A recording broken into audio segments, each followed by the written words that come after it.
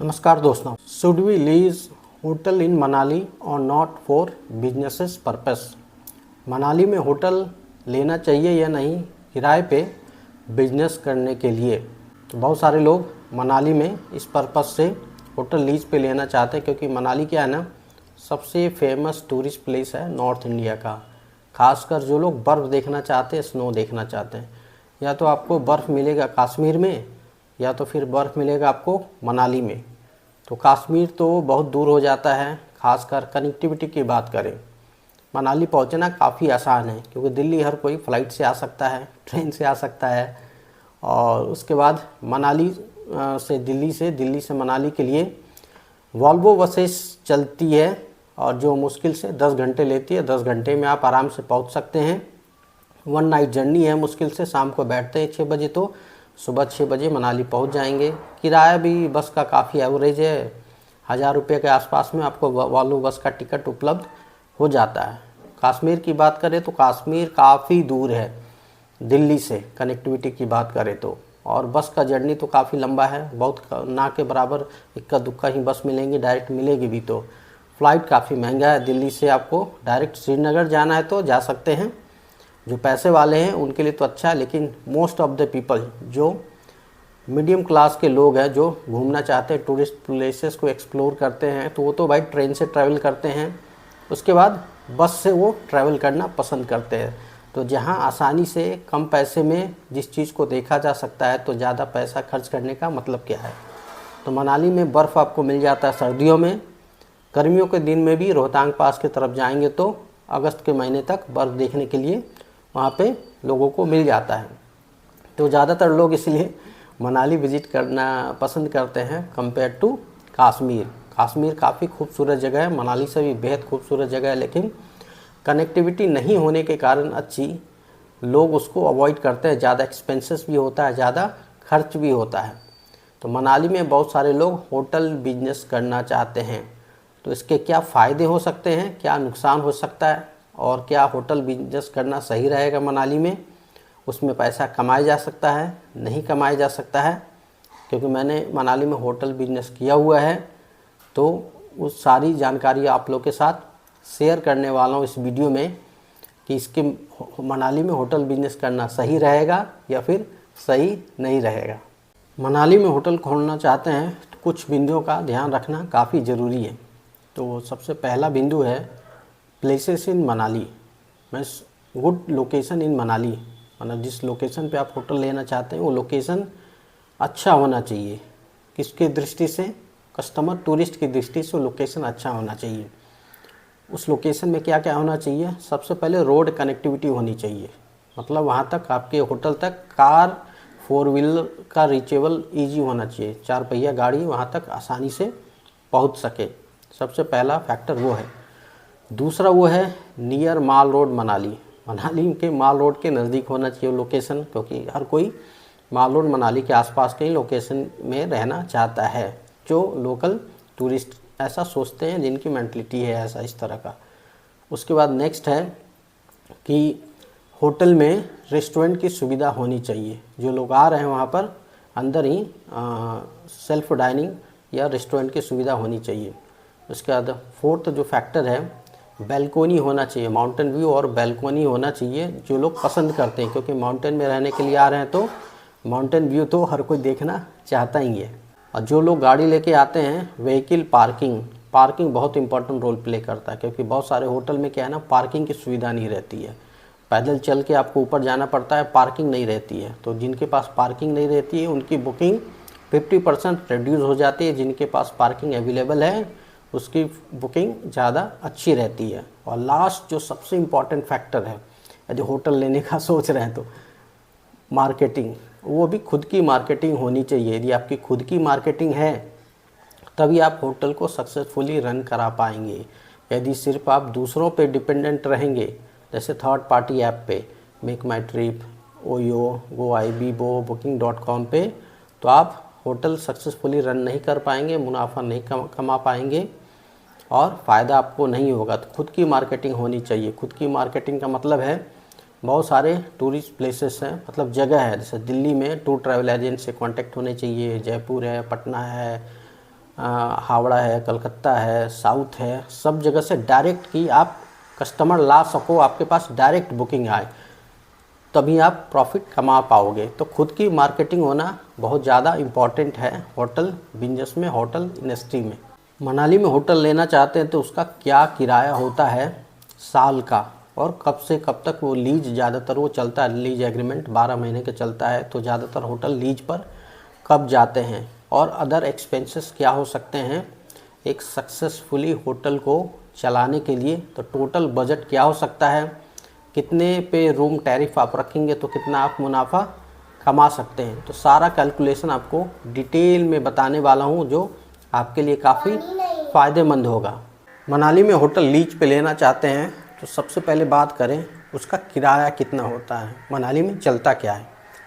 तो मनाली में क्या है ना, साल भर का वो चलता है, मंथली नहीं चलता। वो जगह देखेंगे तो मंथली रेंट पे देते हैं किराए पे, लेकिन मनाली में साल भर चलता है। और 1 अप्रैल से चालू होता है लीज पर, और 31 मार्च नेक्स्ट ईयर तक आमतौर पे लीज पे चला जाता है। मैक्सिमम 90% होटल तो इसी पे लीज पे चले जाते हैं।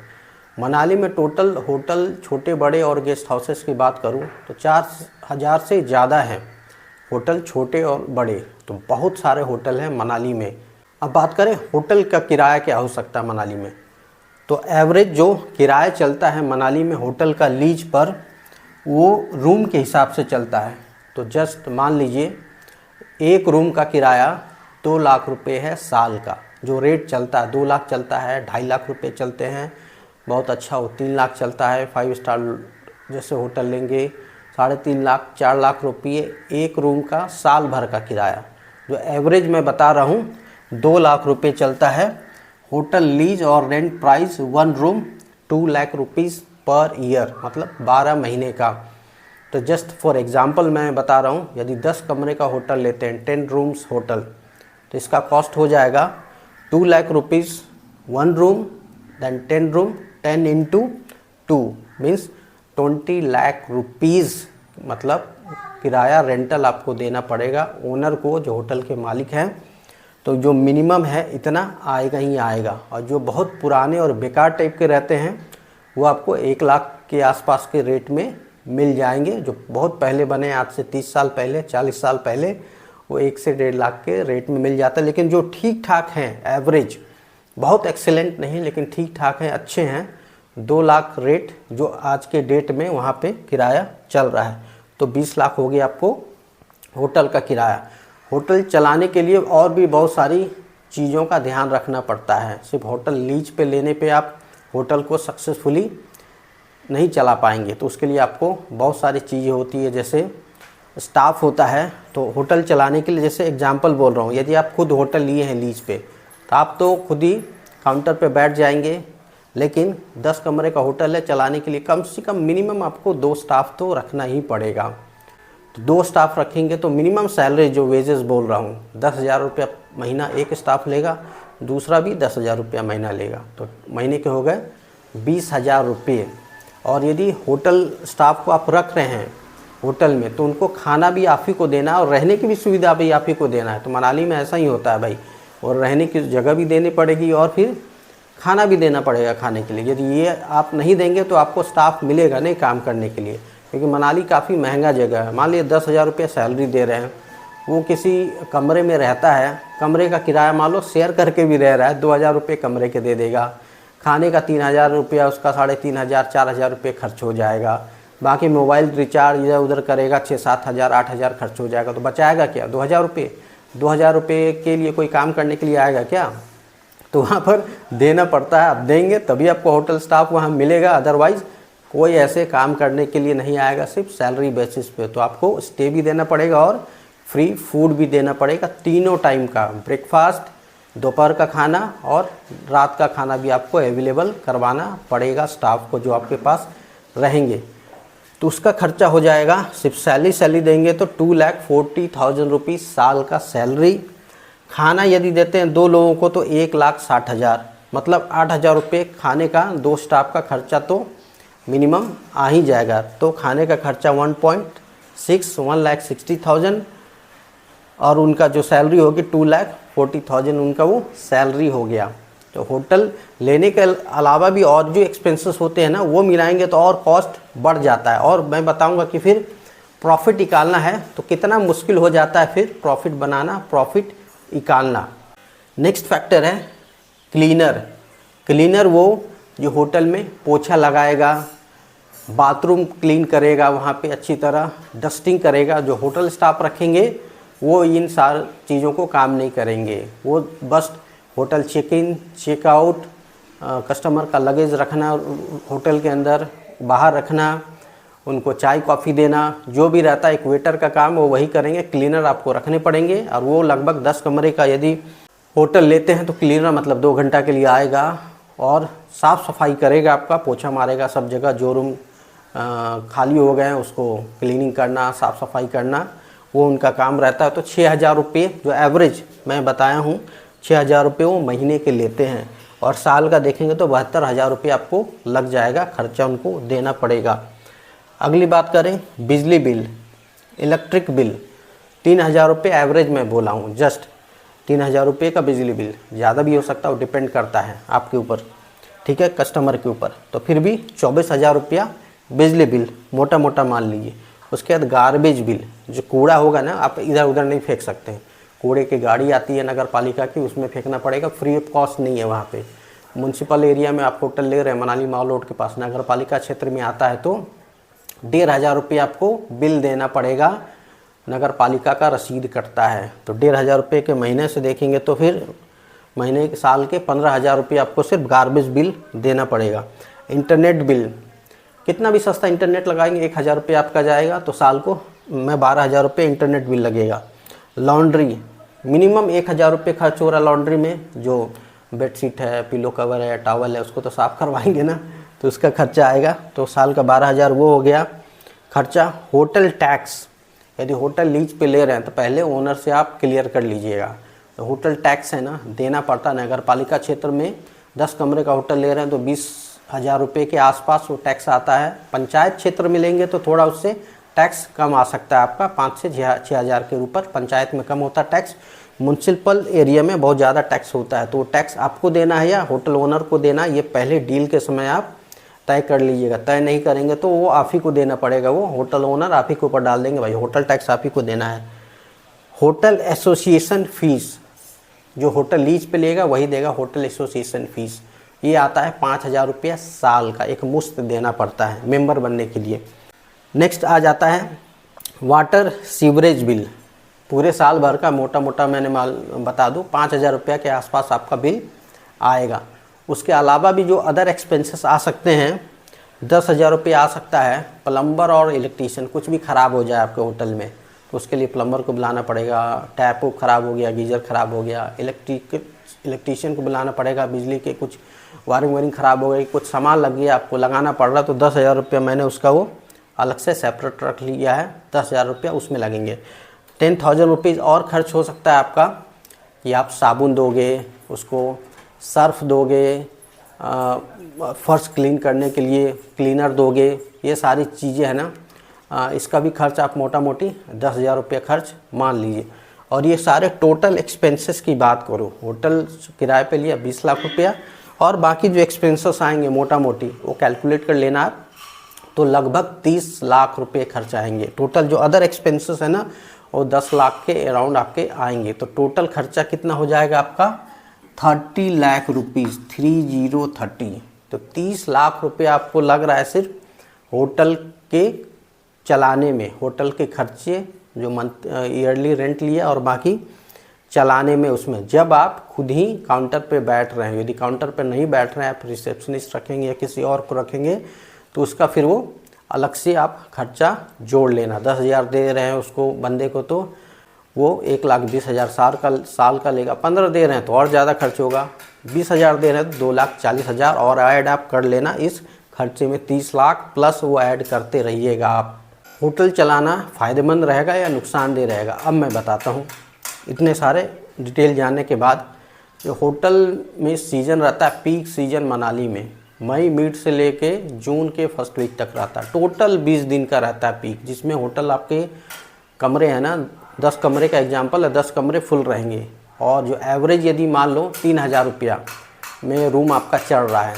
तो 20 दिन के हिसाब से आप देखेंगे, एक दिन का 3,000, 10 कमरे का 30,000, 20 दिन का निकालेंगे तो 6 लाख रुपया। यदि 4,000 भी रखते हैं एक कमरे का किराया तो 8 लाख रुपये, 6 लाख रुपये या फिर सिर्फ 8 लाख रुपये ही आपके पास 20 दिन में जो कमाई होगी। बहुत सारे लोग बोलेंगे कि नहीं, अरे अच्छा रेट मिलता है, सालों भर रेट मिलता है। किसी के बहकावे में नहीं आए, किसी के भूल भुलैये में नहीं आए।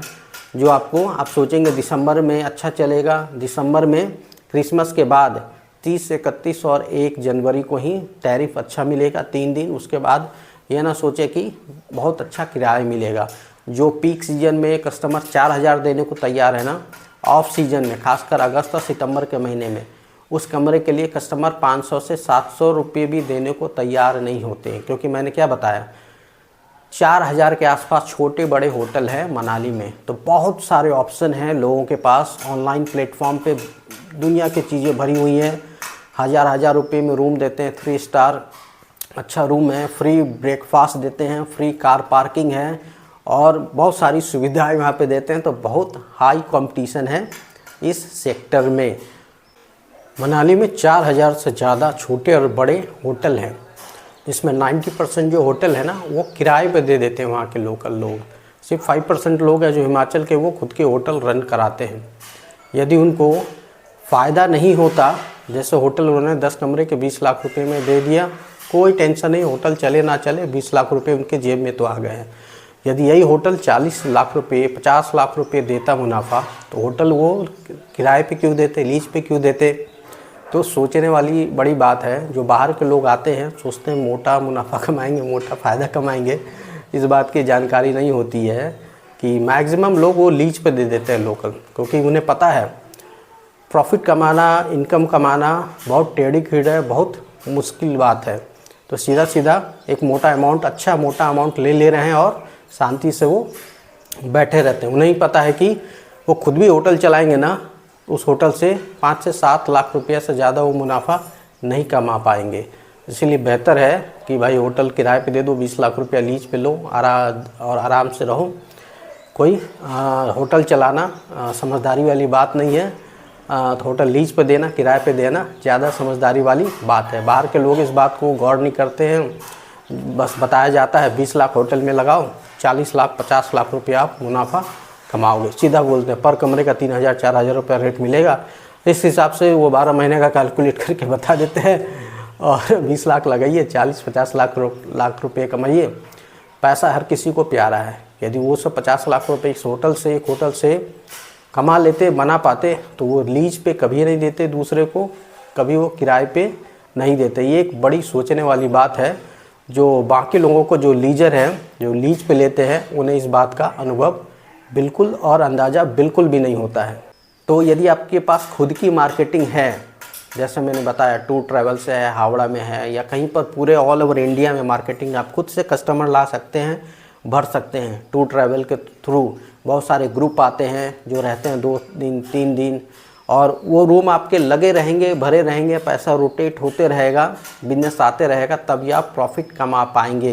क्योंकि 30 लाख रुपये तो आपको इन्वेस्टमेंट निकालना है। 30 लाख के ऊपर जितना पैसा बचेगा वो आपका प्रॉफिट होगा और 30 आपको प्रॉफिट निकालना है। यदि 30 लाख दे के आप 10 लाख रुपये भी नहीं कमाते हैं, फिर फ़ायदा क्या है बिजनेस करने का। एक्स्ट्रा आप नहीं कमाते हैं, टोटल 40 लाख रुपये आप नहीं कमाएंगे, तो फिर फ़ायदा क्या है। और उसके अलावा, इन सारे खर्चों के अलावा आपको जीएसटी भी देना है, ठीक है। जीएसटी टैक्स जो पे करेंगे अपने बिजनेस के लिए, वो जीएसटी टैक्स भी आप ही को पे करना है।